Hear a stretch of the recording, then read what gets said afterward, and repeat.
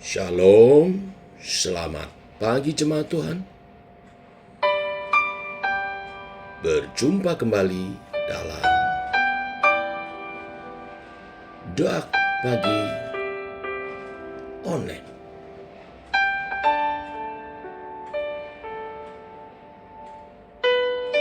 Yesus kami puja.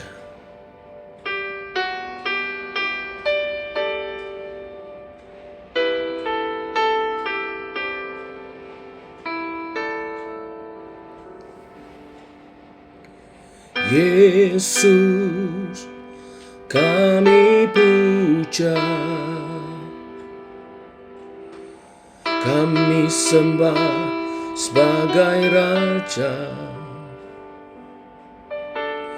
berdiri di tengah kami, ditinggikan dan dipuji. Yesus kami puja, kami sembah sebagai Raja, berdiri di tengah kami, ditinggikan dan dipuji. Sembah dan puji nui tatamu, sembah dan puji nui tatamu, sembah dan puji nui tatamu. Yesus Tuhan adalah Raja, sembah dan puji nui tatamu, sembah dan puji nui tatamu, sembah dan puji nui tatamu. Yesus Tuhan adalah Raja.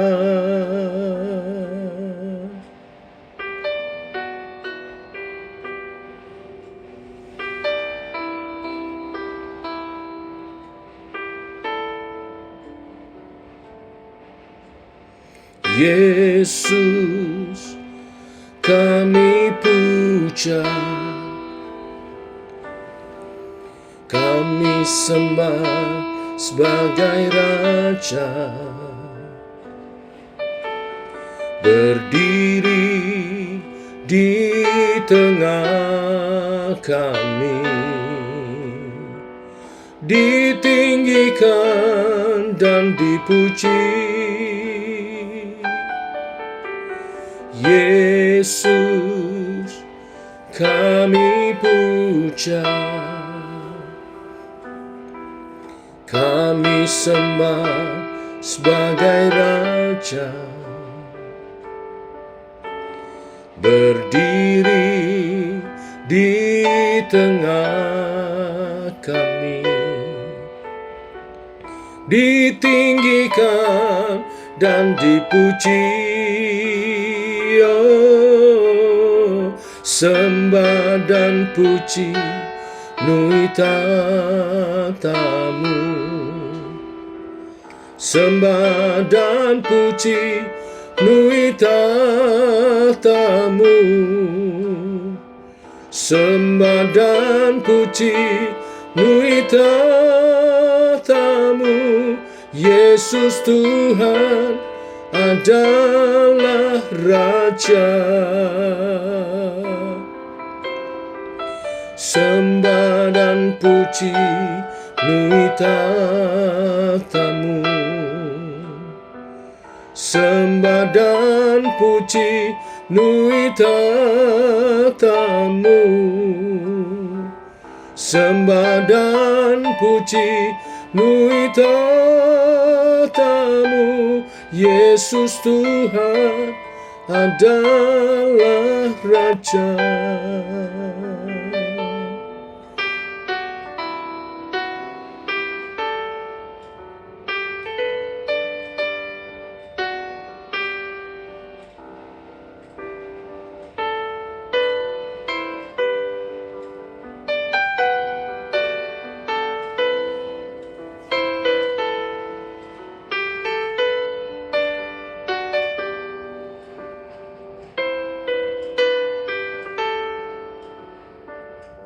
Sembah dan puji nuitatamu, sembah dan puji nuitatamu, sembah dan puji nuitatamu. Yesus Tuhan adalah Raja. Sembah dan puji nuitatamu, sembah dan puji nuitatamu, sembah dan puji nuitatamu. Yesus Tuhan adalah Raja kami. Yesus Tuhan adalah Raja.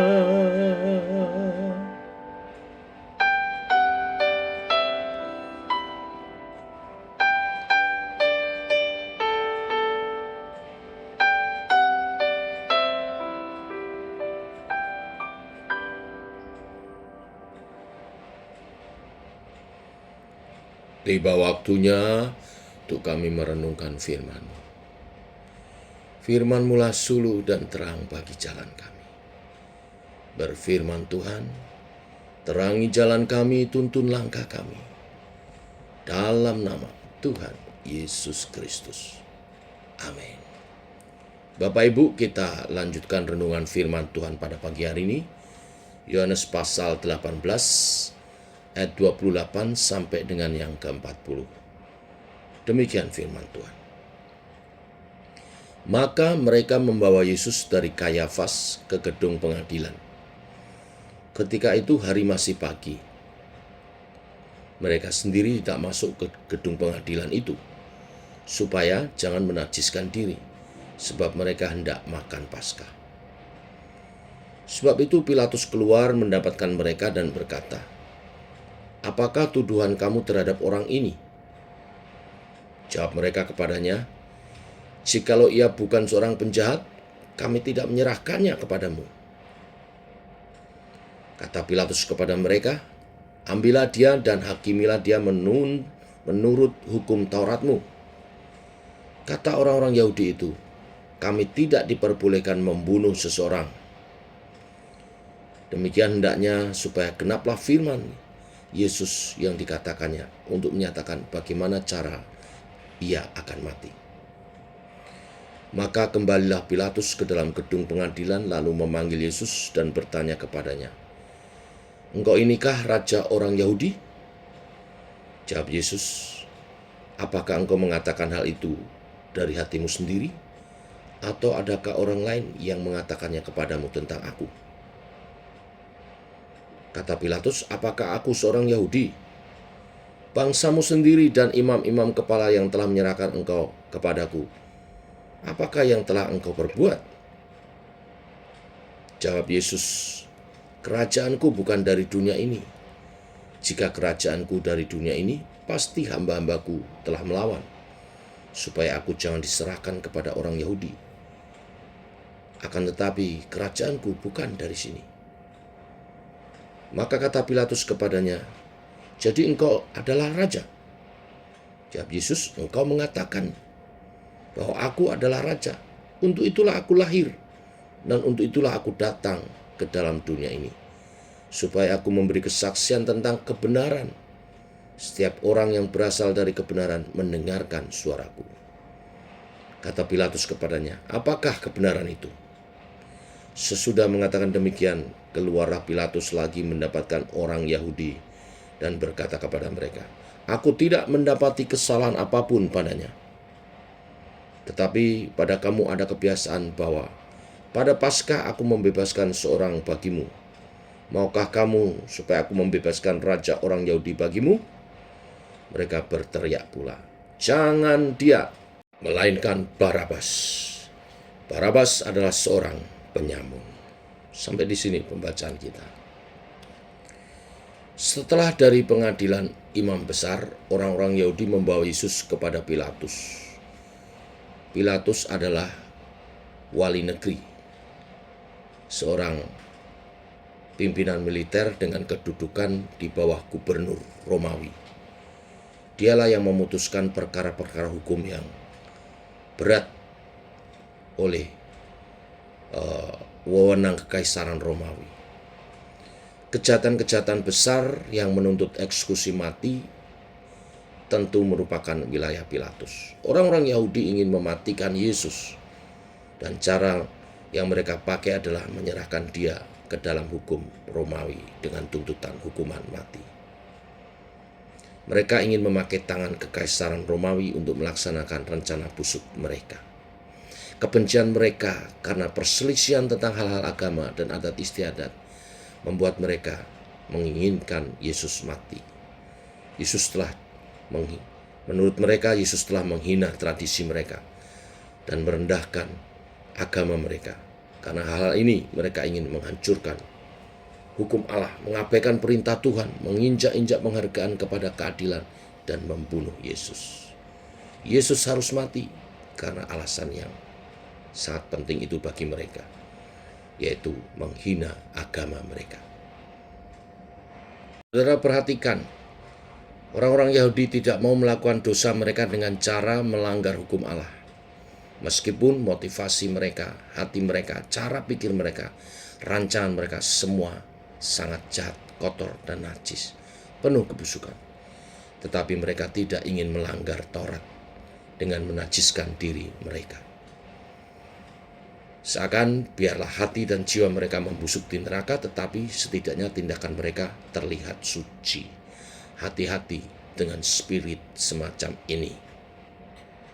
Ini adalah spirit kemunafikan, dan Alkitab membongkar cara pikir orang-orang seperti ini. Mereka pencuri, korupsi, membunuh, penuh hawa nafsu, najis, dan segala kejahatan dilakukan, tetapi semuanya disembunyikan di balik menjalankan perintah Tuhan dengan cara yang kelihatan. Biarlah yang tidak kelihatan terus kotor dan najis, asalkan yang kelihatan bisa terlihat suci dan baik. Hati-hati dengan spirit ini. Bukankah mereka bangsa Yahudi, umat Israel? Mereka memang bangsa Yahudi, umat Israel, tetapi mereka Israel yang palsu. Mereka bukanlah Israel yang sejati, umat Tuhan. Yesus berkata mereka berasal dari dunia ini. Dunia berdosa yang membenci Tuhan dan membunuh siapa saja yang diutus Tuhan kepada mereka.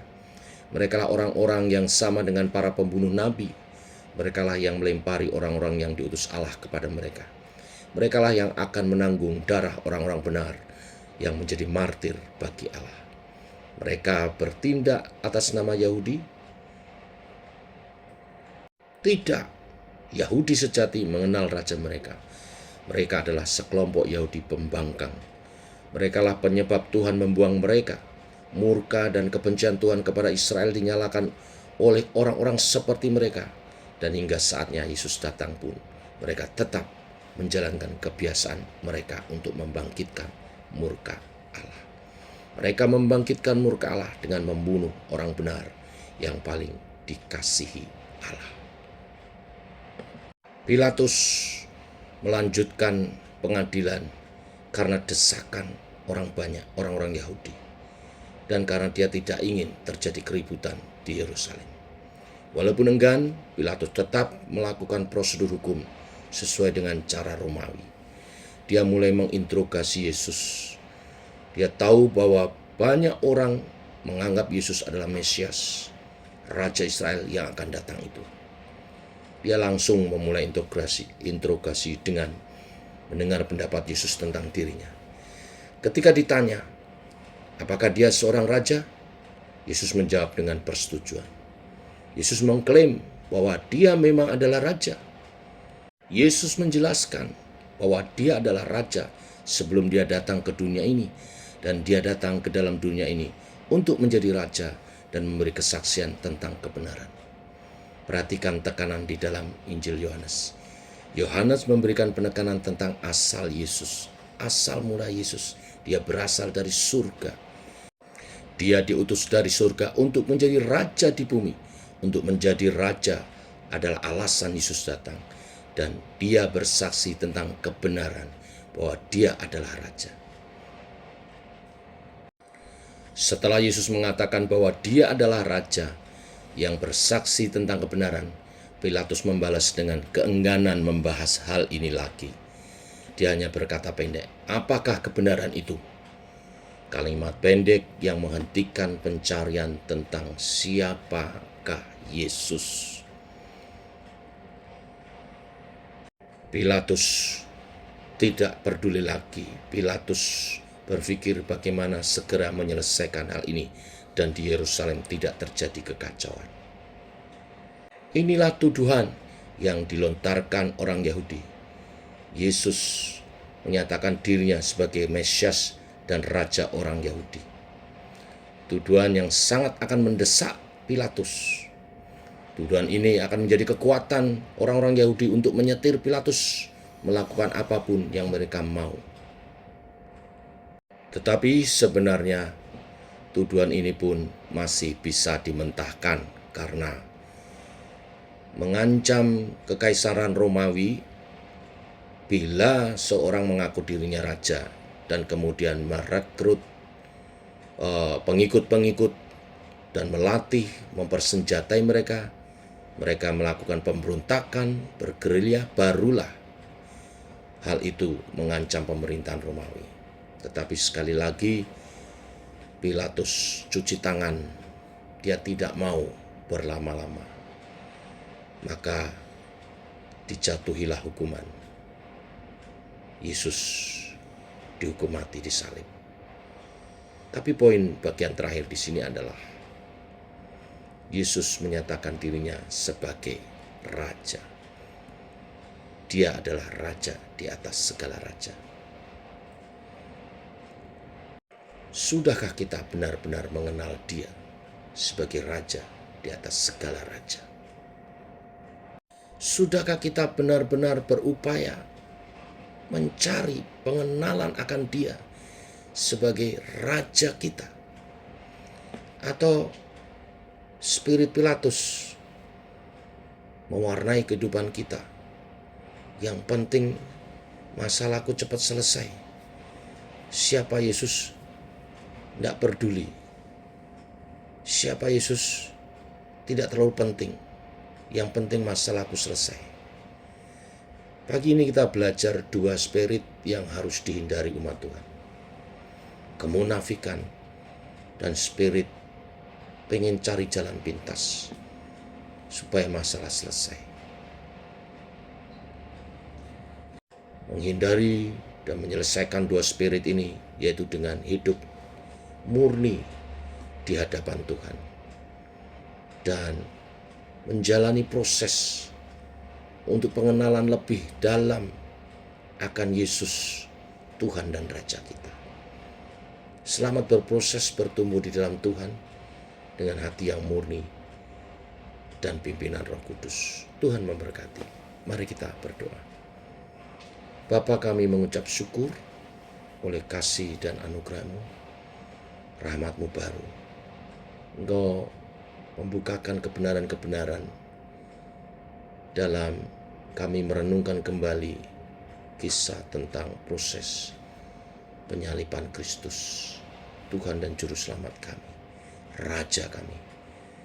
Biarlah dalam pertumbuhan iman kami berjalan dalam kemurnian hati, hidup murni, tidak munafik, tidak hanya berusaha kelihatan baik di luaran, tetapi hati kami rusak. Mulai dari hati yang terdalam, murnikan kami selalu Tuhan, terus dengan Roh-Mu oleh firman-Mu. Dan sampai kami menemukan Engkau Raja atas kami, dan kami menaklukkan diri untuk mengabdi selamanya kepada Tuhan Yesus, Tuhan dan Raja kami. Ini doa kami dalam nama Tuhan Yesus Kristus. Amin. Demikian saudara doa pagi kita. Selamat pagi. Shalom.